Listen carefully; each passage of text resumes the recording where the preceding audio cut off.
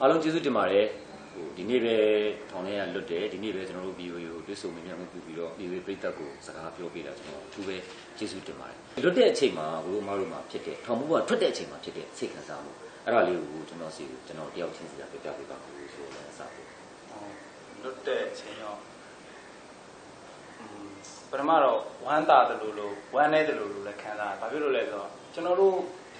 လွတ်လာပြီးတော့ကျွန်တော်တို့နဲ့အတူတူတနေ့တည်းတရက်တည်းအဖမ်းခံခဲ့ရတယ်ကျွန်တော်တို့နဲ့အမှုတွေ2ယောက်လုံးကြံခဲ့တဲ့အတွက်ကျွန်တော်တို့မှာစိတ်ခံစားမှုကပျော်ခြင်းတော့လဲ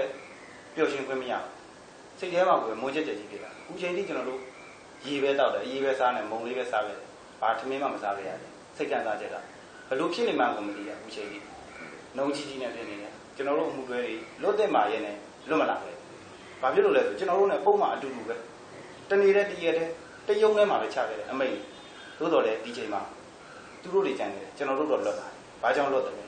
သူတို့တော့ဘာလို့ကြံခဲ့တယ်လဲဒါတော့ခေါင်းထဲမှာအခုချိန်ထိဖြစ်ခေါ်လို့မရဘူးအမရောပြောပါဦးကြံခဲ့တဲ့သူတွေအတွက်စိတ်ကောင်းဖြစ်မိတယ်အဲ့ဒါကြောင့်ပြေဝပြောတယ်လို့လည်းမရှိဘူးပြောလည်းမပြောဘူးဘယ်လိုပြောမလဲချိန်မကောင်းလည်းဖြစ်တယ်ပေါ့နော်ဒီလိုပြန်လာတဲ့အချိန်မှာနှုတ်ဆက်ဖို့တောင်မှမနေမျက်နှာကြည့်ပေါ့ဒါကြရတာပေါ့နော်သူလည်းဘလို့ကြီးဖြစ်သွားမှမသိဘူးပေါ့နော်ခေါ်တဲ့အချိန်မှာကျိုးသိတာလည်းမဟုတ်ဘူးလေအမှန်တကယ်ရုပ်တရက်ကြီးပဲဟုတ်ကဲ့ရုပ်တရက်ကြီးဆိုတာခဏကိုခေါ်ရဲဆိုရုံးနှံခေါ်ရဲဆိုကျွန်မသွားလိုက်တယ်ပြန်လဲလာပစ္စည်းတိတ်လို့ပြောတယ်လုပ်ပြီးလို့ပြောတယ်ဆိုတော့ခါကျတော့ဘလို့ပြောရမှန်းလည်းမသိဘူးဘလို့နဲ့တိတ်ပြရမှန်းလည်းမသိဘူးအဲ့တော့စိတ်ကောင်းတော့စိတ်ကောင်းဖြစ်တယ်ကိုပြနိုင်ခုချက်ထိတော့ကျွန်တော်ကိုဘာဖြစ်နေလဲဆိုတဲ့ခဏလေးကိုကျွန်တော်သိနေတယ်ဟိုလူတက်တန်းတစ်ခုလောက်ထောင်ချခဲ့တယ်ဟိုတက်တန်းတစ်ခုလောက်နေရမနေရဒီကကျွန်တော်တို့ကအနာရှင်ကနိုင်ငံရေးကြောင့်နိုင်ငံရေးယုံကြည်ချက်ကြောင့်နိုင်ငံရေးကိုတဆိုင်မဲ့လုတ်ခဲ့တဲ့လူတယောက်တက်ကတော့ဒီပုံမှန်တွေကစမ်းနေတယ်တက်တန်းတစ်ခုလောက်ချတာလေတက်တန်းတစ်ခုလောက်ချတဲ့ခါကျမှကျွန်တော်တို့မှလည်းဒီတက်တန်းတစ်ခုလောက်ချခဲ့တဲ့အတွက်ကျွန်တော်တို့ဝမ်းနေခြင်းနဲ့ဖြစ်မှုစိတ်မကောင်းတာတခုတော့ဒီမိုကရေစီနဲ့လူ့အခွင့်အရေးကိုယုံကြည်လို့ဒီလုပ်ငန်းတွေနဲ့ထောင်ထဲရောက်တဲ့အချိန်မှာသူတို့ဒီလိုတရားရုံးတွေကဥပဒေမဲ့ရှင်ခဲ့တယ်ဥပဒေမဲ့ရှင်ခဲ့တဲ့အပြင်ကိုခုလွတ်လာတဲ့အချိန်မှာလေအမှုလဲတခုလဲရှင်နဲ့လွတ်ရင်အဲ့တော့လွတ်တဲ့အချိန်တိုင်းမှာကျွန်တော်တို့စောင့်ကြည့်နေတဲ့အချိန်တိုင်းမှာလွတ်တဲ့အချိန်တိုင်းမှာသူကအကျဉ်းသားတွေကိုလွတ်တာကဒီလိုနိုင်ငံတကာနဲ့ကြီးတင်နေနိုင်ငံတကာရဲ့ဖိအားတွေနိုင်ငံတကာရဲ့ sanction တွေဒီလိုကိစ္စမျိုးတွေကိုအသုံးချဖို့ရည်ရွယ်ချက်ပဲလို့ကျွန်တော်ထင်တယ်ပြီးတော့ဒီလေဒီရည်ရွယ်ချက်ကိုပြောင်းဖို့မရသေးဘူးအဲ့တော့မိသားစုတွေဆုံးခဲ့ပြီဘဝတွေဆုံးခဲ့ပြီအဲ့တော့လူသားအသိခါဘူးဗျာတိုင်းပြည်ရှိနေလူသားအသိခါမိကုန်းထုတ်ချင်ကောင်းတယ်လောက်ပါဘူးကိုအမေမျိုးစီမောင်မှာကလေးတာသမီးရှိတယ်ရှိပါတယ်ဟောဘယ်နှစ်ယောက်ရှိလဲကလေးတစ်ယောက်ရှိပါဟောဘယ်ရွယ်ရောက်လဲအခုဆိုရင်ကလေးက22နှစ်ထဲမှာဆိုရင်ဖန်ခံထောင်ထားတဲ့အချိန်တော့16 15နှစ်ပဲနော်တွေ့ပြီလားအခုတော့မတွေ့ရသေးဘူးတယ်လီဖုန်းတော့ရထားပါပြီဟိုစောင့်နေမှာပေါ့နော်ဟုတ်ကဲ့သမီးလေးတင်ပါဟုတ်ကဲ့သမီးလေးပါသူလည်းဒီအချိန်တွေကြောင့်ကျွန်တော်တို့နဲ့ဟိုတိုင်းမြန်ဇင်ဒလာရင်းထွက်သွားတဲ့အချိန်မျိုးပါပဲဟိုနိုင်ငံရေးုံကြည့်ကြောင့်ကျွန်တော်တို့လိုပဲမိသားစုတခြားမိသားစုတွေတခြားရဲဘော်ရဲဘက်တွေလည်းဒီလိုမျိုးခံစားရမယ်လို့ပြောကြည့်ကိုရောထွက်တဲ့ချိန်လုံးကရှိရကိုခံစားချက်လေးပြောပြပါထွက်တဲ့ချိန်လုံးကရှိရတဲ့ခံစားချက်ကဘာဖြစ်လဲရုပ်တရက်ကြီးလည်းဒီကခေါ်ထုတ်တာပေါ့ခေါ်ထုတ်တော့အရင်တော့တွေ့တာကလွတ်ရင်တော့ပျော်မယ်ပေါ့ဒါပေမဲ့အခုတော့မပျော်နိုင်ဘူးလေမပျော်နိုင်ဘူးလေကိုနဲ့ကြံခဲ့တဲ့ရဲဘော်ရဲဘက်တွေရောနောက်တော့ကျွန်တော်တို့ဟိုရဲ့9ယောက်မှာ2ယောက်ကဒီခုစားတွေကကြံခဲ့တယ်ဒီဟိုရဲ့ပြစ်ဒဏ်တွေကလည်းအတူတူပဲအမှုလည်းအတူတူပဲသူတို့2ယောက်ကကြံခဲ့တယ်နောက်တော့ကြံတဲ့ဟိုကြံခဲ့တဲ့လူတွေဥတ္တန်မှုအဖွဲ့တွေဆိုလို့ရှိရင်အများကြီးတေးတန်းတွေ3-4တေးတန်းချတာသူတို့တွေလည်းကြံခဲ့တယ်မပြောနိုင်ထမင်းလည်းမစားနိုင်ဘူးချိန်ကြီးရေလောက်ပဲတောက်နားလည်းပါဒီခံစားချက်နဲ့ပတ်သက်ပြီးတော့အခုတခုပါပဲကိုအေးမနိုင်နေဒီကပြောပြပါထောင်ဟင်းချင်နေပေါ့နော်ကို နောက်ဆုံးထွက်လာတဲ့အချိန်မှာရှိနေတယ်ကျွန်တော်ဒီနေ့အင်းစင်ထောင်ရှိရောက်ပါတယ်အင်းစင်ထောင်တွေကလွတ်တဲ့လူတွေကျွန်တော်မေးကြည့်တယ်အင်းစင်ထောင်ထဲမှာအချိန်ကြီးက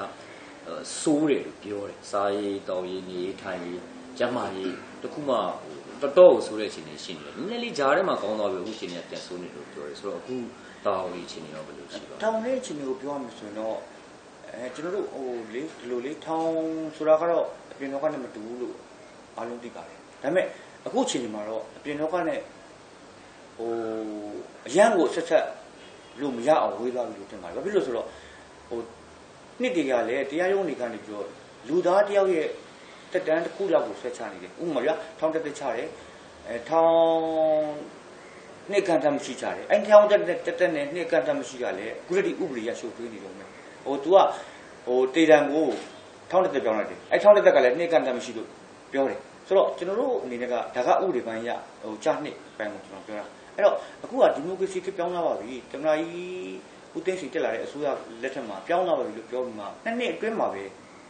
ထောင်နေမပြည့်ကျက်လာအခုတာဝန်ဆောင်တဲ့ဘိုးထောင်လုပ်တယ်ဗျာဘိုးထောင်တဲ့ခါမှာအခင်းချင်းတစ်တွေလုပ်တယ်အခင်းချင်းတစ်တွေလုပ်တဲ့အခါမှာဒီထုတ်လာတဲ့ဒီထောင်ထဲမှာရှိနေတဲ့အခြေအနေတွေကိုပဲပြင်ဆင်တဲ့နေရာတွေမှာခိုင်းတယ်တီဆော်ရေးလုပ်ငန်းတွေလုပ်ခိုင်းတယ်အဲ့တော့ဒီကျင်းသားတွေစားနေရတဲ့အစားအစာကြတော့အရင်နေ့ဒီမျိုးပဲလေဒီတောင်ရလုပ်တဲ့ကိစ္စတွေအားလုံးကိုမထွက်ရဘူးအကုန်ပိတ်ပလိုက်တောင်ရမှာပေးမလို့တောင်ရမှာပေးမလို့တော့အဲ့တော့တောင်ရပေးမလို့တဲ့အပြင်ကိုယာတိဥတုကအရန်ပူလာတဲ့အချိန်မှာရေပြည့်စုံအောင်မရှိမျိုးသမီးထောင်မှာဆိုရင်ကျွန်တော်တို့တိုက်နဲ့ကတ်နေတဲ့မျိုးသမီးထောင်မှာဆိုရင်ရေကိုခတ်တစ်ခွက်နဲ့ပဲသွားနေတော့မှာဒီစနစ်ကအင်္ဂလိပ်ခက်ကတော့မရှိခဲ့ဘူးခတ်တစ်ခွက်ဆိုတော့ကျွန်တော်နားလိုက်တာကိုခတ်ဆိုမှခတ်ချိုးဆိုမှဟုတ်ပါတယ်အားလုံးပေါင်း3ခွက်ချိုးရတယ်ဆက်ပြတိုက်တယ်3ခွက်ချိုးရတယ်ဆက်ပြတိုက်ကြီးတွန်းနေပေါ့နော်နောက်တစ်ခါ3ခွက်ချိုးတယ်အားလုံးပြီးကန်ဒီမှာ3ခွက်ထပ်ချိုးတယ်ဒါကဟိုလေဟိုပုံမှန်သူတို့ဇာတ်ပေါ့နော်အဲ့တော့လူတယောက်ကြီး12ခွက်လောက်ချိုးရတယ်ဆိုတော့ဒီကလာကြီးမှာကျွန်တော်တို့မာပြင်းမေလာတယ်ကစုံလောက်အပူဆုံးလောက်ဒီညောင်မြစ်တောင်ရေခမ်းတဲ့ယာဒီမှာထောင်ထဲထောင်သားတွေကိုစဉ်းစားကြည့်ပေါ့နောက်ကျမ်းမာရေးဆောင်ရှောက်မှုရလေဟိုထောင်ဆရာဝန်တွေမှာစေတနာရှိပါတော့ညာလေကုသပေးတာစိတ်မရှိကျွန်တော်တို့ခုပဲဟိုကိုမြင်နိုင်လို့ဆွဲတဲ့ပုံမှန်တွေအများကြီးပဲနှစ်ကလည်းအများကြီးချပြဆိုတော့ကျွန်တော်သိချင်တာကသူတို့ပြောတဲ့ပုံမှန်တွေအတိုင်းကိုမြင်နိုင်လို့လက်ခံတာလားဒီအပြစ်တွေကိုကိုကျူးလွန်ခဲ့တယ်လို့လက်ခံတာလားဒါမှမဟုတ်ကိုကအပြစ်မရှိဘူးလို့ကိုမြင်နိုင်လို့အခိုင်အမာဥချင်းကြီးပြောနိုင်အောင်အခိုင်အမာပြောနိုင်ပါတယ်ကျွန်တော်တို့အပြစ်ကျူးလွန်မှုဆိုတာလေကျွန်တော်တို့သိပါတယ်အဲ့တော့အခုဒီမှာကျွန်တော်နဲ့တွဲလာတယ်ကျွန်တော်အမှုတွေအကုန်လုံးရတယ်ကျွန်တော်အိမ်မှာကျွန်တော်ကျောင်းအဆောင်မှာတက်ပြီးတော့ကျောင်းတက်ခဲ့လို့ကျွန်တော်နဲ့ပတ်သက်ခဲ့လို့အတင်းအမှုတွေရဆွဲစီပြီးတော့ဒီမှုလို့ဆွဲကပ်ပြီးတော့ထောင်ထဲဆွဲခဲ့ကြတာဖြစ်ပါတယ်သူတို့မှာတရားဝင်ကျူးလွန်နေပြစ်ချက်ကျွန်တော်တို့မှာသူတို့တရားဝင်ဥဒတိကျွန်တော်တို့ကိုပြမှုကပ်ချက်အကြောင်းရှိရှာမရဘူး